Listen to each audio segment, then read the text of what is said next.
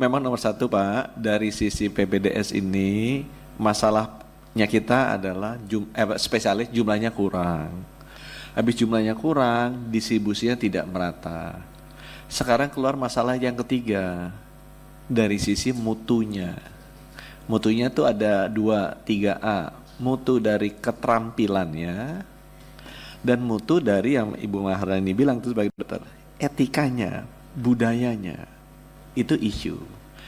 Nah, keterbukaan kita, kerendahan hati kita, keberanian kita untuk mengakui ada masalah ini, ada satu hal yang saya ngerasain aja sulit gitu.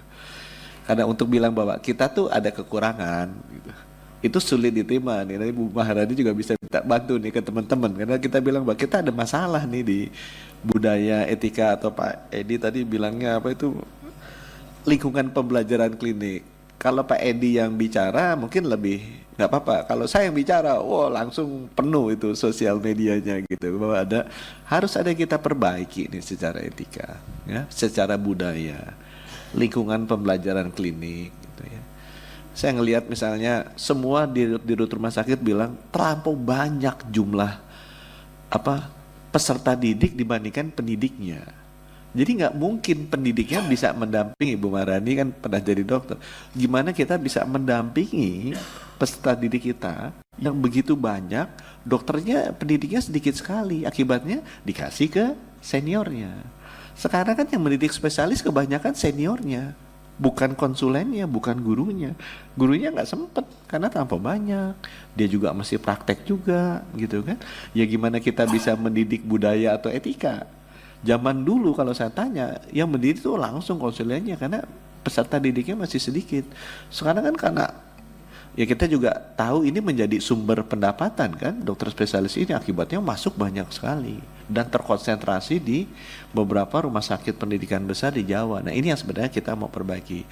Jadi bagaimana secara sistematis kita melakukan? Itu banyak pertanyaan kan, Pak gimana nih Pak Menteri secara sistematis, strategis memberesinya? Nomor satu Bapak Ibu, kita melakukan perencanaan yang benar supaya kita tahu kebutuhannya seperti apa.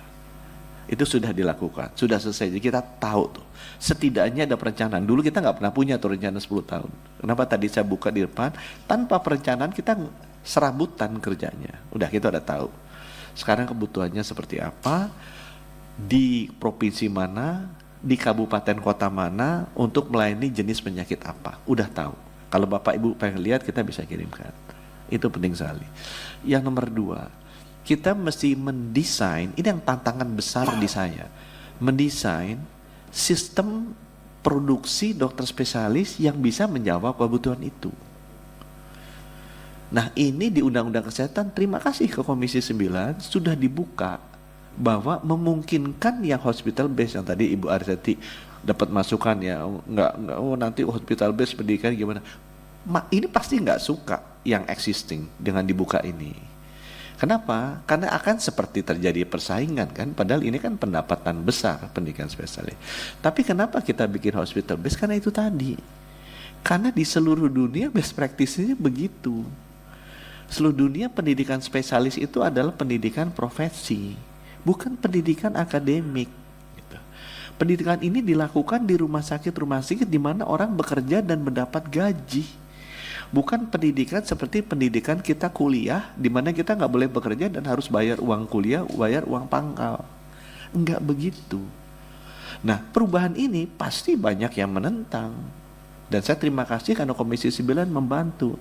Tapi Bapak Ibu pasti juga akan terus-menerus mendapatkan masukan bahwa tidak begini. Tapi kita untuk yang sudah ikut sejak undang-undang, kita udah lihat bahwa di luar negeri begitu semua melakukan pendidikan. Kalau kita lakukan sendiri kan aneh.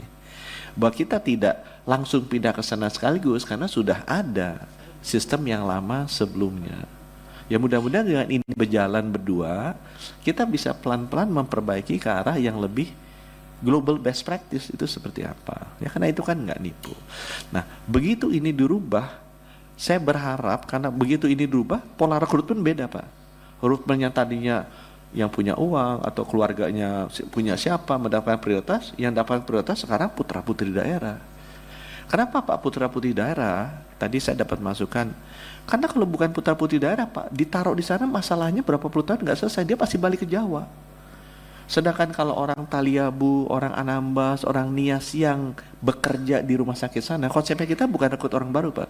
Yang bekerja di rumah sakit Nias Utara, dia dokter, banyak penyakit jantung di sana, ya dia boleh maju sebagai dokter spesialis jantung. Dia pasti akan mengalahkan saingan-saingannya walaupun dia anak siapa, uangnya banyak, melamar masuk dokter spesialis. Kenapa? Karena yang dibutuhkan itu. Konsep itulah konsep hospital base itu seperti itu. Jadi, di Nias butuhnya penyakit jantung, di sana ada dokter, ya udah dokter jadi dokter spesialis jantung dong. Kebutuhan masyarakatnya begitu. Nah, itu yang dilakukan di konsep hospital base. Sehingga dengan demikian kebutuhan dokter spesialis itu cocok dengan kebutuhan daerah-daerahnya. Dan diusahakan dokter yang memang sudah bekerja di sana, jadi dia nggak akan nanti ragu mau pindah ke Jakarta, rindu ternyata keluarganya ada di Surabaya, dia balik lagi, itu kesulitan yang nggak pernah kita selesaikan. Nah sekarang berikutnya mengenai mutu dan etika. Saya akui memang selama ini Bapak Ibu ya, kondisi yang dialami Kementerian Kesehatan yang terjadi di rumah sakit kita itu ada dualisme. Tempatnya satu namanya rumah sakit, pesertanya satu, namanya PPDS. Dia melakukan dua hal berbeda. Satu, dia belajar. Dua, dia melayani. Gitu kan? Dia sambil belajar, sambil melayani pasien kan. Nomor yang bikin kompleksitas yang kedua, belajarnya itu tanggung jawabnya, wewenangnya ada di Kemenristekdikti, sedangkan yang melayani aturannya ini ada di Kemenkes. Selama itu nggak pernah teradres, dan yang kejadian selama ini di lapangan, teman-teman Kemenkes kalau saya introspeksi diri kurang terlibat, sehingga apa? Kalau kejadian kayak kemarin, ya kena kan Kemenkes, Rumah Sakit Hasan Sadikin. Padahal itu siapa? Pegawai kita bukan itu peserta didik. Saya pernah waktu itu mau hukum, mau tes. Itu resistensinya besar sekali dong. Saya ngerti juga loh, Bapak kenapa cawe-cawe ini orangnya saya, kenapa Bapak ngurus-ngurus? Gitu kan? Banyak yang tersinggung tuh kalau kita lakukan itu. Kenapa itu tadi? Karena orangnya satu, tapi dia melakukan dua hal yang berbeda. Satu belajar, satu melayani. Di sini kementeriannya beda, di sini kementeriannya beda. Nah kita mungkin kurang masuk, kalau saya mulai introspeksi, kurang masuk. Sekarang kita masuk. Nah itu banyak yang marah kan begitu kita masuk. Karena saya bilang nggak mau. Ini kalau kayak begini kejadiannya, rusaknya nanti rumah sakitnya, anak didiknya juga rusak. Jadi kita atur jam kerja. Interupsi pimpinan. Silakan. Pak Menteri. Tadi ya masih mumpung. Tadi Pak Menteri bilang dia kan ada dua ya. Ketika dia di rumah sakit, satu dia belajar ya, yang satu dia melayani. Nah, kalau kayak ini kejadian di rumah sakit, tanggung jawab siapa Pak Menteri? Betul. Ini kan penting, kita perlu tahu, masyarakat luas harus Betul. tahu. Tanggung jawab siapa? Ini penting supaya tidak lempar-lemparan. Mungkin itu, terima kasih. Ini yang saya mau sampaikan Bu. Jadi selama ini kita melepas salahnya Kemenkes. Kita lepas. Karena kita merasa itu di luarnya kita. Dan kalau kita pegang juga sensitif. Nah sesudah kejadian kayak begini, saya udah ngomong sama Pak Mendikti, Pak ini nggak bisa begini nih Pak. Karena nanti kalau kejadian yang kena juga, ya lebih banyak kenanya di tempatnya kita, bukan di tempatnya sana. Kan nggak pernah, jarang kan yang marah kan ke, ini ada dokter melakukan kesalahan PPDS. Yang kena pasti Rumah Sakit Hasan Sadikin dan Menkesnya, Puji kan. Nggak pernah itu kemudian kenanya ke Mendikti dengan MK-nya, yang paling banyak kena sih. Jadi ini harus, Kemenkes harus dilibatkan dengan lebih banyak lagi. Ini tugasnya saya dengan kementerian, saya nggak buang badan juga.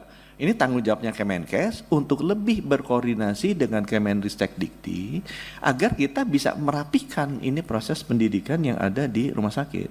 Karena tempatnya di rumah sakit kita dan melayani pasiennya kita.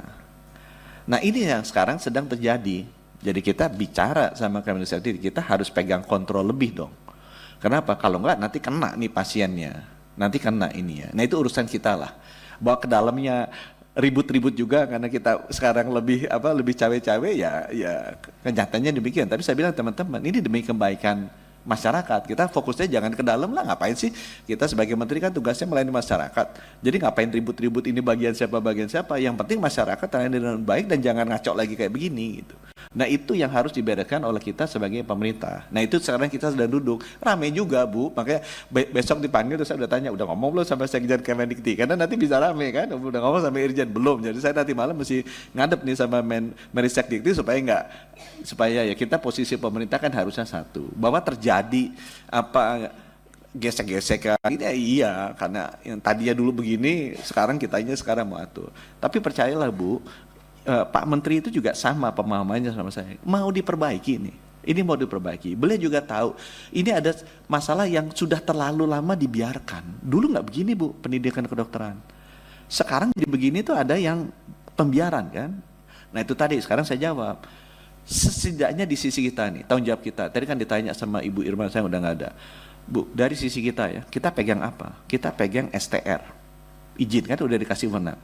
Itu semua kita freeze tuh STR-nya. Jadi dulu tuh prosesnya lama, wah bisa ini dan solidaritas kan, kalau anaknya siapa, aduh hukumnya juga nggak. Sekarang tuh semua yang terlibat, yang di Garut, yang di Undip, yang di Hasan Sadikin, semua udah kita freeze.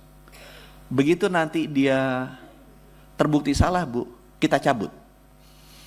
Kita cabut. Cabut artinya apa? Dia tidak bisa praktek dokter seumur hidupnya dia. Jelajahi cara baru mendapatkan informasi. Download Metro TV Extend sekarang.